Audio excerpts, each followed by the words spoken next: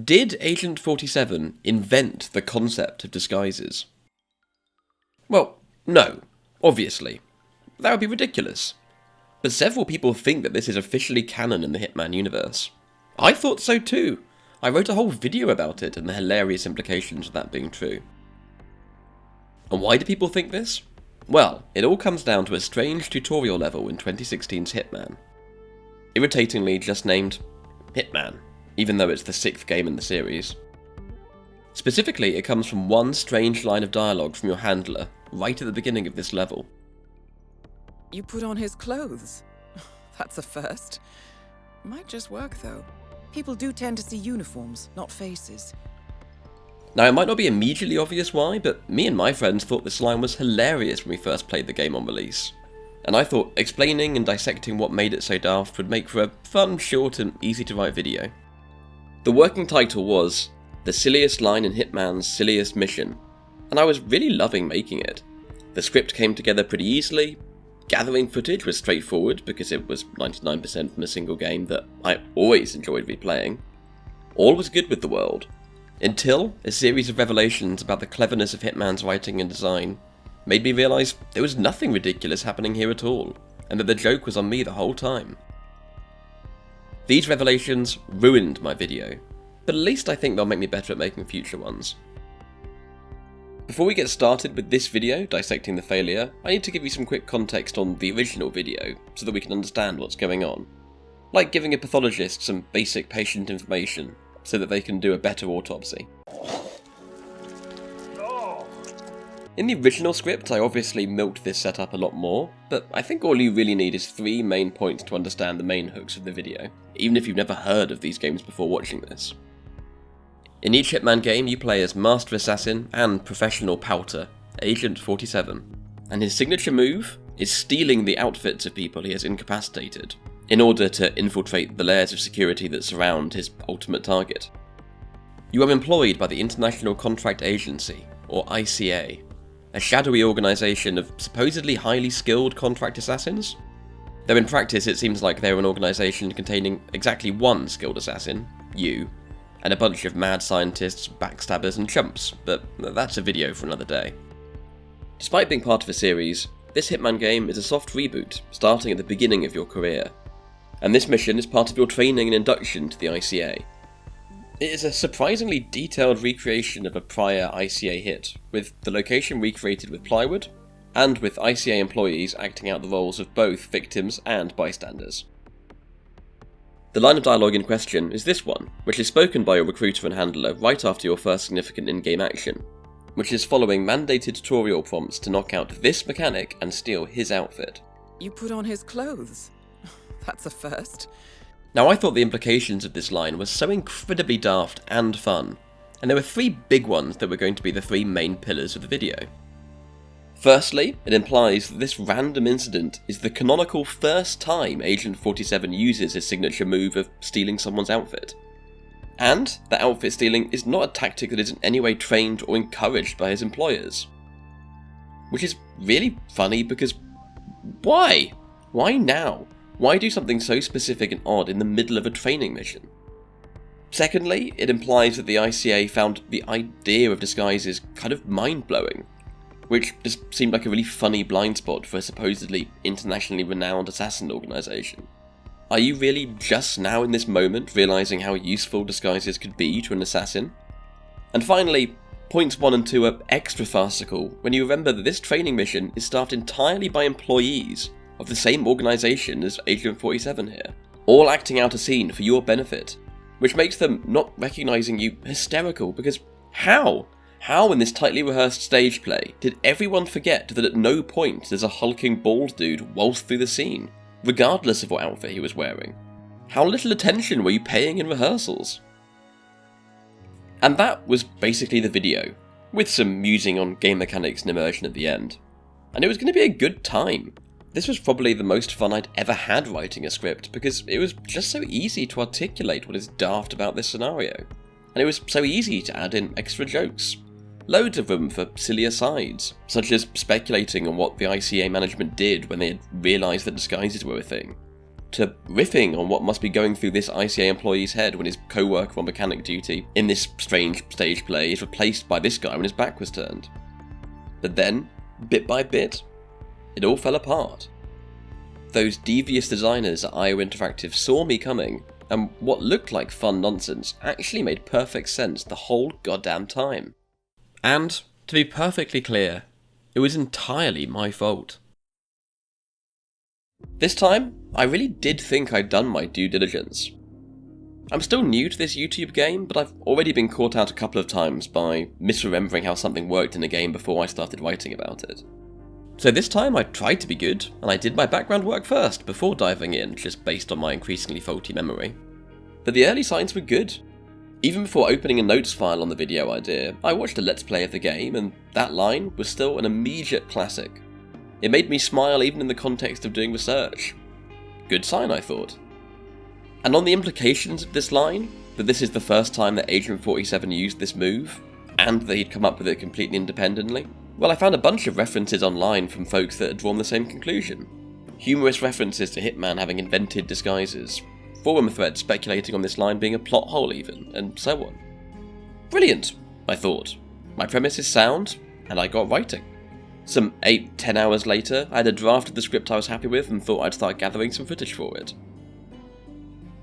I started by getting some filler shots of later levels, reminding myself of how much this game still rules. But after a few hours of that, I returned back to the beginning of the game to get a recording of the whole sequence leading up to the player taking full control of 47. Almost all of the game was exactly as I remembered. I remembered this being a reboot of the whole Hitman series, starting with his baby-faced arrival at the ICA facility. I'd forgotten the game briefly gave you control of 47 just so you can turn around and walk through a door, so I had to quickly rewrite a bit of the script that referred to this mission as being the first time you were in control. But whatever, all good, pretty minor change. I sat through the first cutscene because it was unskippable, which is incidentally still an unforgivable game design crime. But then, a line jumped out at me. We will check up on his story. The hospital in Romania. Wait, what was that about Romania? Why does that ring a bell? Wait a flipping minute, that's where the lab in the original series was. Where 47 was confusingly cloned and trained to be a master assassin. But I thought this was a reboot. Wasn't he trained here at the ICA in this timeline? Some googling later, and it turns out that Hitman 2016 being a soft reboot all along, meant that nothing in prior games had officially been declared non-canon. I still couldn't work out how this made sense. In Hitman 1, the game we're talking about, we go straight from training into the first of our missions in Paris, and everything feels closely tied and linear until the end of the reboot trilogy, when 47, and your handler Diana, leave the ICA and go into business for themselves. So when on earth did the other Hitman games happen? Well, current fan understanding is that the timeline is as follows. The mission we're focusing on here happened, along with the training mission after it. Then, before the next in-game mission in Paris starts, crammed into this admittedly cool montage, all 5 previous Hitman games take place. Critically for my failed video though, it also means that in the convoluted canon, before this tutorial, we already had the tutorial and backstory for the first Hitman game ever, Hitman Codename 47, which makes it perfectly clear that 47 spent a decade in this spooky facility learning to murder folks, including explicitly being trained to disguise himself with stolen clothes. Which means this is not the first time 47 used his signature move. It's the first time his handler, Diana, saw him do it, so her surprise makes sense. But it is perfectly plausible that 47 would use this bit of his prior training to succeed in the tutorial mission, and impress the higher-ups. The first pillar of the video crumbled. After this realization, I was pretty discouraged. I considered scrapping the whole video, but after some reflecting I decided to keep going with it. The line was still funny, and the mission it takes place in was still nonsensical enough that it could do heavy lifting to make for a fun video. I just had to rewrite the section about it being the first time 47 used this move. One quick rewrite later, and we're back in for more footage. Then, I spotted something. Something not at all hidden, but something which I'd completely missed the importance of. There's an unused mechanic outfit in a laundry bag, right next to the guy the tutorial makes you knock out and undress. I should explain. In Hitman, most of your disguises will be stolen off people you've knocked out or killed, but you can sometimes find unused outfits in the missions themselves. Now normally these are placed in sensible locations, like locker rooms or laundry areas, and they give you alternative routes to acquiring useful outfits. But in the rest of the game they are never normally placed next to easy alternative options for acquiring the outfit, because it's obviously redundant gameplay wise. So why is this outfit right here, in this training mission, in this spot specifically, right next to an oblivious dude who is an easy source of the same outfit? Well, it's pretty blindingly obvious, isn't it? Because putting on this outfit right here is the intended in-universe way to complete the training mission, or at least it's there as a tactical option for doing so. Neither the ICA nor your handler are astounded at the concept of disguises. In fact, this being here suggests that they are a normal tool like any other for getting the job done. No, random Twitter user who helped lead me astray, Agent 47 did not invent disguises, obviously. They are planted right there in the training mission for any agent to use. He, or you I guess, just took the more unusual step of stealing them off a person. In my initial research, I'd actually seen some forum users headcanon this as the reason for your handler's surprised reaction, but I'd written that off as cope. But they were exactly right. There is no other explanation here. The second pillar crumbled. At this point it was basically curtains for the video in its current form, but I still wondered if I could pivot into making this a video completely about this ridiculous training mission. There are still lots of fun threads to pull on and riff on, I think. From the absurd number of staff involved, despite this supposedly being a small and elite organisation, to the line of dialogue about how you shouldn't worry about hurting people because all weapons are simulated, because, like, are you sure? Some of this violence seems very hard to simulate. But the core of the comedy of this mission to me was still how NPCs reacted to you. Sure, I had had the depressing realisation that the ICA were both aware of disguising as an option and had planted disguises within this mission, but it still seemed so funny to me to speculate on what they were thinking. It could make sense that the ICA folks acting in this scene had been instructed to play along, so long as you were wearing the right outfit. But there was zero sign of this, and everyone was so committed to their roles that it felt much more plausible, more in keeping with normal gameplay, and much, much funnier. But 47 was simply that good at wearing disguises, to the point that even his own colleagues, acting out a scene in which their job is to catch him, still couldn't recognise him. But then, it happened, and the final nail was hammered firmly into the coffin for the corpse of this video. I was gathering some more footage, trying to get some fun reactions out of NPCs, standing too close to them and the like. I was just walking away from some mechanics I'd been harassing, when one of them said to the other, "That was him, wasn't it? That was definitely him." They were playing along this whole goddamn time. There was me thinking it's hilarious how overpowered they've made 47's disguise powers, to the point of it being funny enough to make a whole YouTube video about, and the whole time they were humouring me. This felt doubly humiliating somehow, because within the fiction of the game, 47 is basically being patronised throughout this whole mission, leaving me feeling like a younger brother realising his controller wasn't plugged in. But I also felt so caught out by the developers, because they saw this coming. There was me writing a whole video smugly laughing at their silly ideas. And not only were they aware the whole time, but they had written, recorded, and plugged in specific NPC interactions to lampshade the strangeness. The third pillar crumbled, and I was done. Now, to be honest, I think there are still good video ideas buried in here. This level and the amount of work that the ICA has put into acting it out for your benefit is still very funny to me, especially for a supposedly elite and shadowy organisation. Are they putting out casting calls for these things? Or do all assassins on ICA payroll also have to do a day a week of amateur dramatics in each other's training?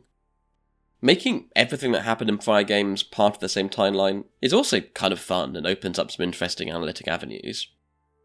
Why are these past events so rarely mentioned? Why does this organisation keep cyclically collapsing? Spoilers, that's basically the plot of this game, but also a couple of previous ones too. But really, my heart was not in it at all. As far as I was concerned, Hitman had won, and I had no business poking fun at it anymore. time for a public act of contrition, and then moving on to the next project. The silver lining for me is that I hope this is going to make me better at doing whatever you'd call this. Writing and talking about games and my feelings about them. Specifically, I'm taking away from this experience that, firstly, I can't do too much upfront planning and exploration of an idea before putting pen to paper. Secondly, I'll try not to put too much faith in finding people who share my understanding of a piece of work. Finally, I want to guard against hubristically thinking I understand something better than the people who'd spent hundreds of hours making it. There might be a bigger life lesson buried in there. I wouldn't know. I'm just a games YouTuber, and clearly quite a rookie one at that. So that's it for this time. Weird video, but I hope you found it entertaining, or maybe even relatable if you've tried to do something like this before. I've got some chunkier projects coming along nicely, so chuck us a subscription if you want to make it more likely that you'll see those when they come out. Oh, and a big thank you to anyone who's ever left a nice comment on one of my videos. I cannot tell you how nice they are to receive. So, until next time, take care. And if a large bald man with a barcode on the back of his head emerges from a bathroom wearing your colleague's clothes, probably best to play along, eh?